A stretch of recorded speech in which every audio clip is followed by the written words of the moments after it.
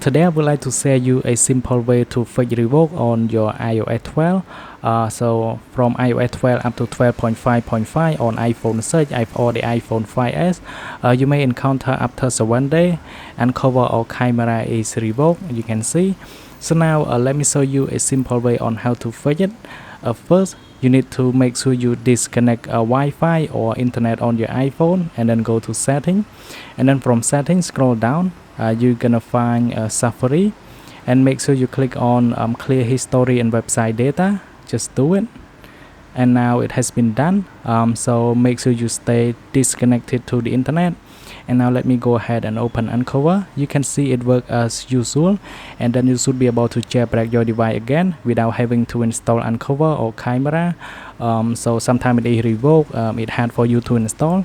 So that's why it is this is a simple way that I always do on this older iPhone. So let me mention again: iPhone 6, iPhone 6 Plus, iPhone 5s or iPad mini 2, as long as all of those are on 12.5.5 and below.